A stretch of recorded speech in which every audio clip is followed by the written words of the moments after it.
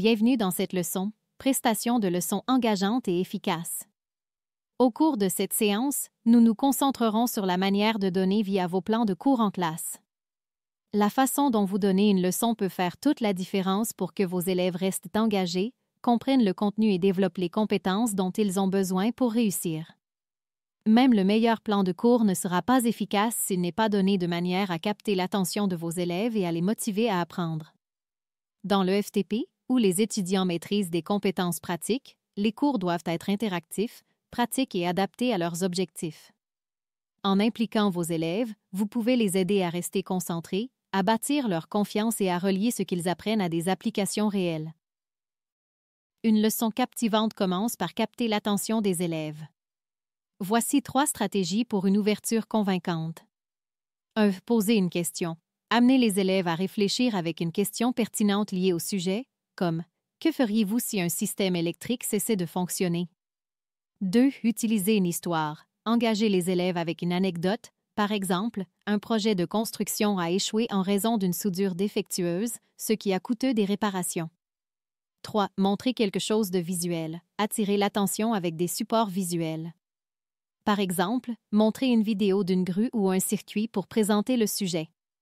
Ces techniques suscitent la curiosité et régulent l'objectif d'apprentissage. Attirer l'attention de vos élèves est crucial, mais les garder engagés est tout aussi important. L'interaction favorise l'apprentissage actif, permettant aux étudiants de mieux retenir les informations et de développer des compétences clés. 1. Poser des questions ouvertes. Encouragez la pensée critique par des questions ouvertes. Cela pousse les élèves à explorer et partager leurs idées. Quels défis pourriez-vous rencontrer lors de l'assemblage de ce système? Comment régleriez-vous un problème de câblage dans ce circuit? Ces questions les rendent participants actifs de leur apprentissage. 2. Intégrer des activités pratiques. L'application pratique est essentielle dans le FTP. Encouragez vos élèves à mettre en pratique les concepts. Lors d'un cours de plomberie, demandez-leur d'assembler un système simple au lieu d'observer. Cela renforce les acquis en reliant théorie et pratique. 3. Utilisez le travail de groupe. La collaboration rend les cours interactifs. Attribuez des tâches d'équipe pour résoudre des problèmes ou travailler sur des projets. Dans un cours de câblage électrique, les pairs peuvent dépanner un circuit défectueux. Pour un projet de construction, demandez au groupe de concevoir une structure. Le travail d'équipe renforce l'engagement et développe des compétences en communication, essentielles dans le milieu de travail. Plus vos élèves participent, discutant, s'entraînant, résolvant des problèmes, plus ils apprennent. Dans l'enseignement professionnel, votre capacité à expliquer et à démontrer clairement vos compétences est essentielle.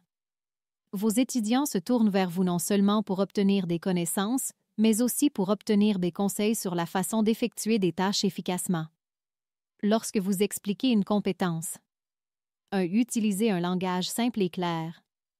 Évitez le jargon à moins que vous ne l'enseigniez dans le cadre de la leçon. 2. Divisez la compétence en étapes. Par exemple, si vous enseignez comment souder un joint, expliquez chaque partie du processus, comme la préparation des matériaux, la configuration de l'équipement et l'exécution de la soudure. 3. Vérifiez la compréhension. Faites une pause pour poser des questions ou demandez aux élèves de répéter les étapes. Lors de la démonstration d'une compétence.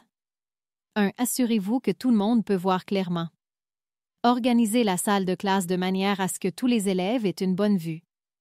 2. Expliquez ce que vous faites au fur et à mesure. Décrivez chaque action et son objectif. 3. Répétez la démonstration si nécessaire. Certains élèves auront peut-être besoin de le voir plus d'une fois avant de pouvoir l'essayer eux-mêmes.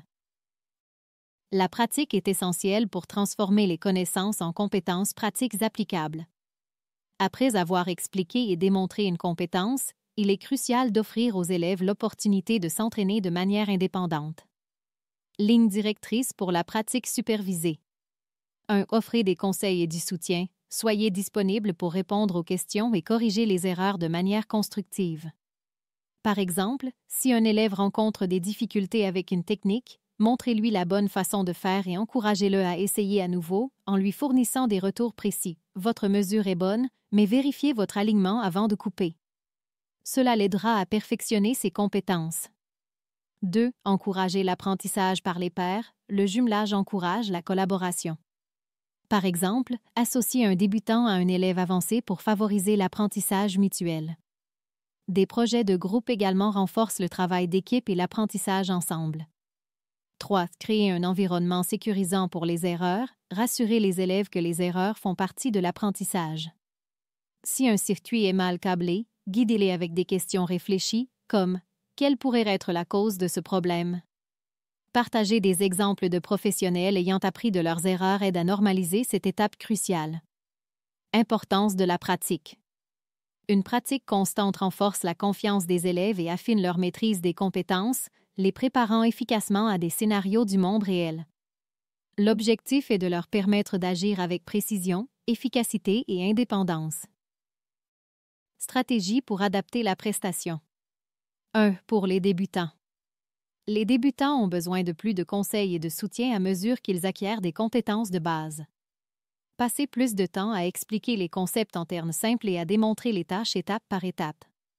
Par exemple, si vous enseignez la menuiserie de base, montrez comment mesurer et couper des matériaux tout en expliquant chaque action et son but. Offrez de nombreuses occasions de pratique sous une supervision étroite pour renforcer leur confiance et leur compréhension. 2. Pour les étudiants avancés.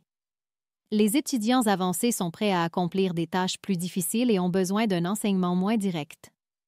Concentrez-vous sur le perfectionnement de leurs techniques, encouragez la résolution de problèmes et introduisez des scénarios complexes.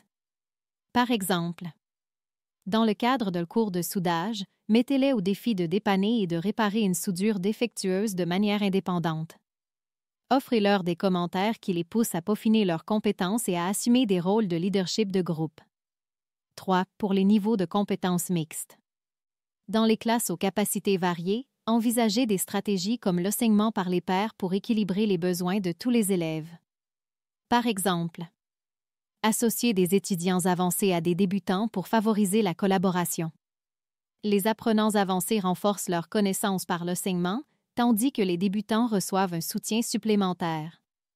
Utilisez des projets de groupe où les élèves peuvent contribuer en fonction de leurs forces tout en apprenant les uns des autres. Adapter votre enseignement garantit que tous les élèves restent engagés et se sentent soutenus dans leur parcours d'apprentissage. Et de l'apprentissage mutuel. En adaptant votre enseignement, vous créez une classe inclusive et efficace où chaque élève peut réussir. Réflexion et amélioration continue. La réflexion est un élément essentiel d'un enseignement efficace. À la fin de chaque leçon, prenez un moment pour évaluer le déroulement et identifier les points à améliorer. Cette pratique simple garantit que votre enseignement évolue pour répondre aux besoins de vos élèves. Question clé pour la réflexion. Commencez par vous demander: les étudiants étaient-ils embauchés?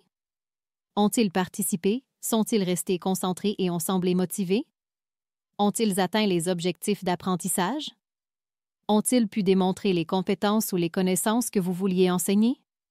Qu'est-ce que vous pourriez améliorer la prochaine fois? Demandez-vous si vos explications étaient claires, si les activités étaient efficaces ou si le temps était bien géré.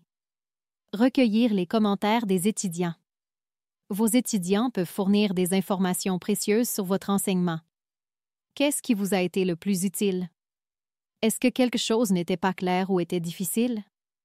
Qu'est-ce qui pourrait améliorer la leçon? Les commentaires peuvent être recueillis par le biais de sondages rapides, de discussions de groupe ou de conversations informelles. Appliquez ce que vous avez appris. Utilisez vos réflexions et les commentaires de vos élèves pour peaufiner vos futurs cours. Ajustez les méthodes d'enseignement pour mieux répondre aux besoins de vos élèves. Mettez à jour les activités ou le matériel pour les rendre plus attrayants et efficaces. Fixez-vous de petits objectifs d'amélioration, comme des explications plus claires ou une meilleure gestion du temps. La réflexion et l'amélioration continue ne consistent pas seulement à identifier ce qui n'a pas fonctionné, elles consistent à bâtir sur les réussites et à évoluer en tant qu'éducateur. Étudiants, vous vous assurez que votre enseignement demeure dynamique, percutant et réceptif aux besoins de vos élèves. C'est maintenant à votre tour de réfléchir et de planifier. Pensez à la dernière leçon que vous avez donnée. Quelle stratégie avez-vous utilisée pour capter l'attention de vos élèves et les garder engagés? Comment avez-vous expliqué et démontré efficacement la compétence? Que pourriez-vous faire pour rendre la leçon plus interactive ou adaptable? Merci d'avoir terminé cette leçon. Donner des leçons engageantes et interactives est une compétence essentielle pour les enseignants de l'EFTP. En appliquant ces stratégies, vous pouvez favoriser un environnement de classe où les élèves sont motivés, engagés et outillés pour réussir. Passons à la leçon suivante, où nous explorerons comment évaluer l'apprentissage des élèves et fournir des commentaires significatifs pour guider leur progrès.